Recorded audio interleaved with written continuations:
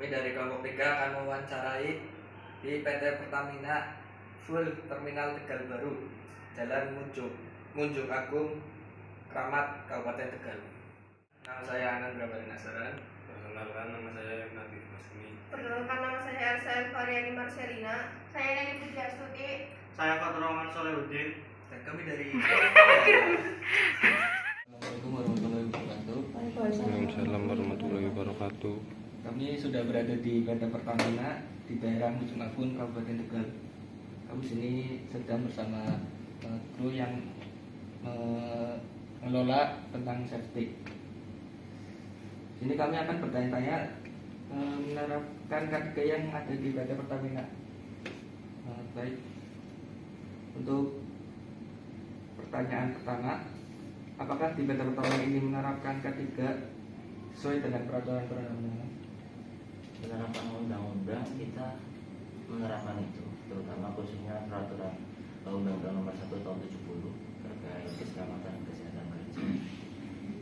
Kalau di bahasa itu kita mengacu, jadi itu sebagai acuan kita, tapi kita punya aturan sendiri. Jadi dasar acuan kita dari undang-undang tersebut, kita bikin sebuah peraturan lagi yang mengacu itu tadi, tapi lebih kita jabarkan.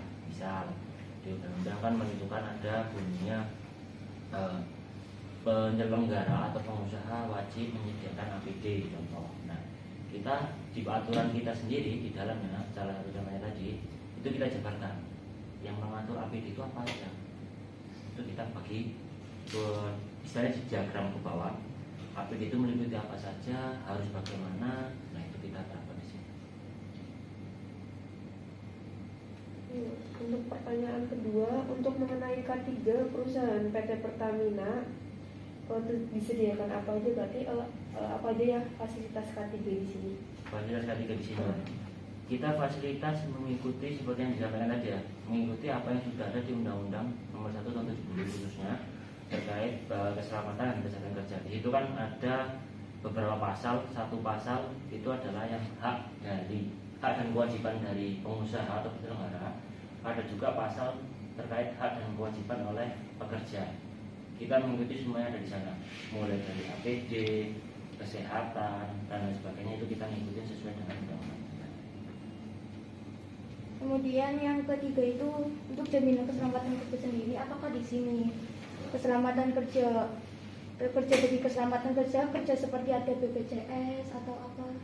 Kalau itu jelas, ya kita ada jaminan keselamatan kerja, kita ada. Ya mungkin teman-teman familiar BPJS, ya kita juga ada BPJS ketenagakerjaan. Itu kita juga bekerja sama dengan BPJS ketenagakerjaan. Kemudian selain BPJS itu ada apa aja ya? Kita kan di Pertamina itu nggak hanya orang Pertamina ya, kita juga ada beberapa dari perusahaan luar. Nah itu tergantung di perusahaan luarnya. Yang jelas salah satu coraknya adalah yang BPJS, yang secara ini ya, maksudnya yang dari pengelolaan lebih besar di BPJS. Kalau ketenaga kerjaan sih itu pasti semua pekerja Pasti itu pasti punya ketenaga kerjaan. Kan BPJS tadi dua ya, ketenaga kerjaan dan kesehatan. Itu dua-duanya ya, jalan dua-duanya. Tapi mungkin tergantung, karena yang di sini itu yang bekerja tidak hanya dari PT induknya Pertamina aja, tapi ada dari perusahaan lain, misalnya anak perusahaan Pertamina ataupun vendor lainnya. Nah itu mengikuti kebijakan masing-masing. Untuk yang berbicara tentang kecelakaan kerja, bagaimana sikap perusahaan apabila terjadi yang tidak melakukan ya Pak terhadap tenaga kerja di sini? Sikap perusahaan jika ada kecelakaan kerja, alhamdulillah misal ada kecelakaan kerja, kita masih tetap menggunakan pedoman tadi di Undang-Undang Nomor 1 tadi. Rute istilahnya apa ya bahasanya? Rute pertanggungjawaban kita sesuai dengan peraturan yang ada. Jadi misal kita dengan BPJS ketenagakerjaan, jadi kita mengikuti persyaratan dari mereka. Mereka membutuhkan apa ya kita akan bantu sesuai dengan permintaan dari BPJS. Jadi untuk K3 di PT Pertamina ini sangat penting sekali ya. Gimana cara perusahaan ini mensosialisasikan tentang K3 kepada tenaga kerja maupun masyarakat? K3 di Pertamina itu nomor 1. Salah satu contohnya kita sosialisasi apa? Kalau Mas sama Mbaknya tadi memperhatikan ketika masuk, di samping pintu security itu ada satu papan besar. Memperhatikan? Di situ isinya adalah QHSSE atau bahasanya kebijakan HSSE yang ada di sini. Itu salah satu kita mensosialisasikan. Jadi kenapa kita taruh di situ? Setiap orang yang masuk atau keluar pasti akan melihat papan tersebut. Itu salah satu contohnya. Selanjutnya kita sosialisasikan mana lagi? Di setiap ruangan ada itu. Ya, itu adalah kebijakan kita. Di situ kita menerapkan atau memberi arahan, ditandatangani langsung oleh seluruh pengawas dan juga pimpinan tertinggi bahwasanya itu adalah kebijakan yang terkait keselamatan, penjaminan mutu dan keamanan yang ada di Pertamina. Salah satu contohnya itu sosialisasi.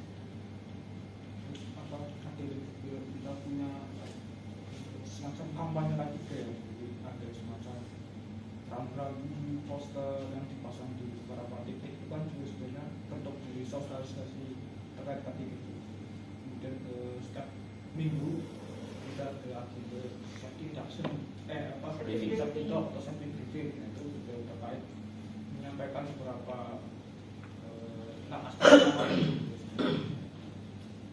Terus paling menambahkan juga setiap untuk menerapkan atau meminimalisir atau mencegah adanya kecelakaan kerja, setiap orang yang mau melakukan pekerjaan di sini ataupun mau masuk ke sini seperti Mas Mbaya tadi di awal kan tadi dipaparkan safety induction ya. Nah itu untuk meminimalisir atau mencegah juga kecelakaan kerja. Ya, itu salah satu contohnya lah. Kalau yang lainnya, kalau dijelasin nanti takutnya kelamaan. Semacam pelatihan juga Ya, engagement. jadi pas setiap bulan kita juga ada agenda. Kalau misal dari kan ada baju buat keselamatan kerja di sini. Nah, Ya. Kita boleh lihat nih Pak. Misalnya Bajunya? boleh. Bisa. Jadi nanti tak kasih contoh bajunya. Jadi contoh lah, saat ini saya kan pakai baju biasa karena saya sekarang lagi ada di area kantor. Kalau misal saya mau ke area misal tangki timbun dan lain sebagainya yang di dalam, itu ada persyaratan lagi tambahan, itu APD. Nah, itu sudah kita masukkan di dalam pedoman kita, pedoman internal kita. Itu yang saya sampaikan tadi di awal. Kita mengajunya di undang-undang, tapi itu harus sebagai dasar kita. Dari undang-undang kita jabarkan lagi sesuai dengan apa yang ada di lokasi kita. Baru nanti kita penerapan. Penerapannya bagaimana? Ya ketika ada di lapangan. Ini karena saya saat ini posisi lagi di kantor, jadi saya tidak wajib APD, jadi saya hanya pakai baju biasa. Tapi kalau saya nanti mau ke area lapangan, harus minimal menggunakan seragam, bersepatu safety dan juga menggunakan helm. Minimal itu. Selebihnya tambahannya apa aja? Mulai dari kacamata, sarung tangan, atau ilmu atau plak itu adalah peralatan APD tambahan ketika nanti ada kerjaan yang akan dilakukan. Kenapa kita bedakan? Karena namanya tamu, dia bisa dilihat. Ketika kita di lapangan, oh ada yang pakai baju warna ini, seperti kamu. Safety glass sama safety glove.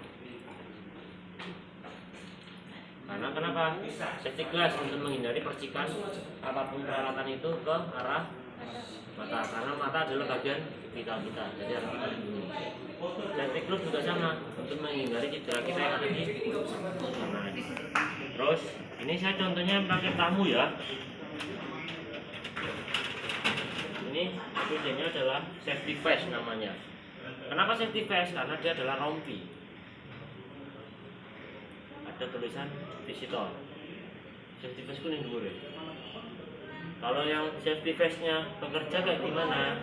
Warnanya bukan seperti ini. Warnanya seperti baju inilah. Warnanya birunya sama putihnya kayak gini. Kayak gitu. Karena ini visitor untuk tamu. Jadi kenapa tadi saya bilang kan di awal? Karena untuk dibedakan supaya kita tahu, oh ini dia tamu. Masnya. Saya tahu masnya tamu di mana? Salah satunya dari etikat. Etikatnya masnya ada kata visitor.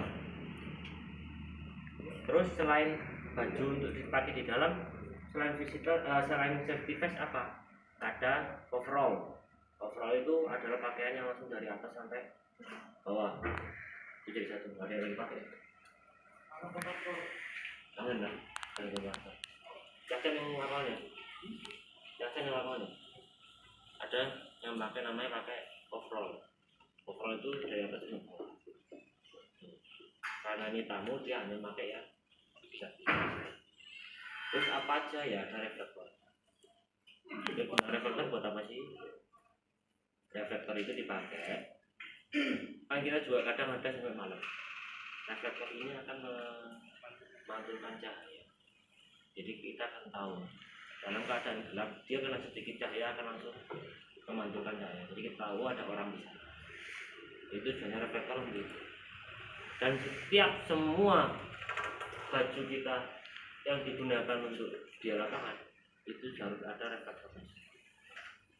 Dan kebanyakan warnanya adalah warna yang cerah-cerah, ya, putih sama biru.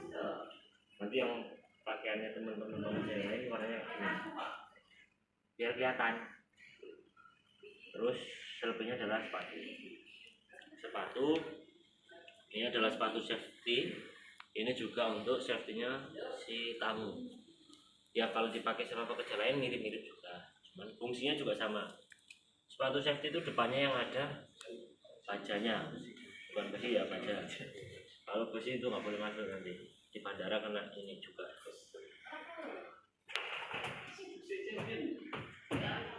Kenapa kita tinggi-tinggi sepatunya? Untuk melindungi mata kaki juga. Ini kalau dipakai mata kaki kan pasti akan ketutup. Jadi tergantung pekerjaannya juga. Kalau pekerjaannya punya potensi mengenai kaki ya kita pakai sepatu yang tinggi atau boot. Tapi kalau memang hanya kontrol lapangan kita pakai yang segini, mana contohnya kayak ini, pakai yang pendek nggak masalah. Tapi kalau kita tergantung pekerjaan kalau pakai yang ini.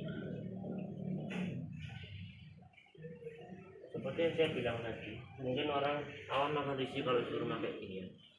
Tapi semua ini tujuannya sama, yaitu untuk mengurangi risiko kecelakaan.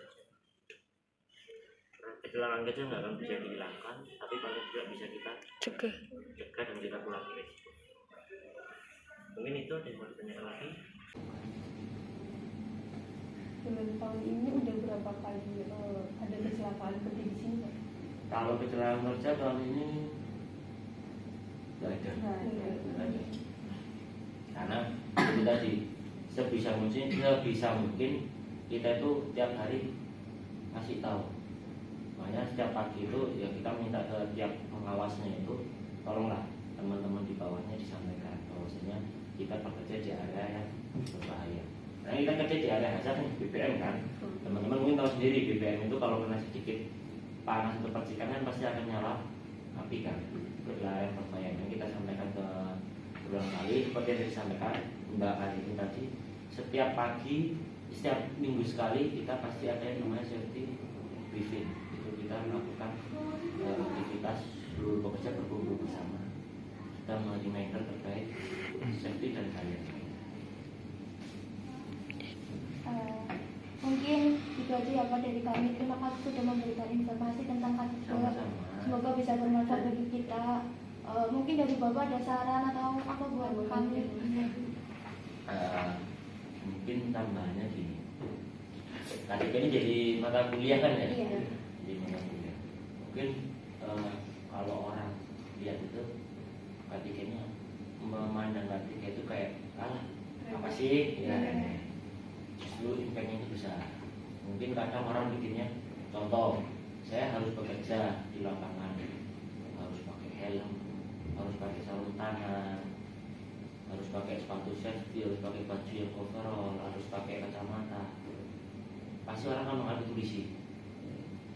Tapi justru itu, jadi K3 itu kan punya hierarki ya, yaitu punya hierarki untuk mengurangi resiko kecelakaan kerja. Mulai dari eliminasi, substitusi, nanti di dokumen hingga di APD dan di paling terakhir. Itu K3 bukan membuat kita bekerja semakin rumit. Justru K3 itu adalah membuat kita bekerja lebih aman. Jadi K3 itu bukan membuat kita lebih sulit dalam bekerja, tapi itu adalah membuat kita untuk lebih aman dalam bekerja. Karena apa? Resiko bekerja itu tidak akan bisa dihilangkan. Kalau nggak mau kena resiko kerja yang bisa kerja, ya kan? Resiko kerja itu ada. Walaupun contoh yang kerja cuma jadi admin di depan komputer, ada resikonya, ada. Resikonya adalah fatigue atau kelelahan. Itu juga resiko. Jadi resiko kerja itu nggak bisa dihilangkan, tapi dengan adanya penerapan K3 yang ada di bisa di Pertamina, itu paling tidak sudah bisa membuat kita bekerja lebih aman. Karena kita bekerja untuk siapa sih? Kita bekerja untuk diri kita sendiri, untuk keluarga yang ada di rumah, dan juga untuk perusahaan. Jadi kalau kita bekerja dengan sudah ada penerapan K3, insya Allah kan kita punya rasa yang nyaman dalam bekerja. Di rumah yang pada nungguin jadi nggak kepikiran, kita kerja sama teman-teman juga enjoy, nyaman, kita sendiri merasa juga nyaman dalam bekerja. Jadi nggak ada kepikiran, aduh nanti kalau aku gimana ya, jadi yang kita udah punya pelindungan diri terlebih dahulu. Paling itu aja. Mbak hari ini masih jadi. Saya aku paling apa ya? Better safe than sorry. Be safety for your family aja. Kan penting, soalnya kalau ibaratnya gini, kalau di bisnis no safety no money kan. Iya. Betul. Iya, Mas. Simpel tuh. Saya tadi banyak jadi betul risiko itu tidak dihilangkan. Risiko pekerja itu tidak dihilangkan, tapi bisa dikelola. Dengan cara apa? Dengan cara kita memitigasi atau menulis asesmen sebuah risiko pekerjaan. Jadi ketika kita sudah bisa menulis asesmen suatu pekerjaan, disitu akan muncul sebuah APD. Nah, APD itu yang harus kita pakai sendiri dan bisa mengelola sebuah risiko. Meminimalisir lah ya. Iya, jadi sebenarnya APD itu kalau alat pelindung itu hanya bisa meminimalisir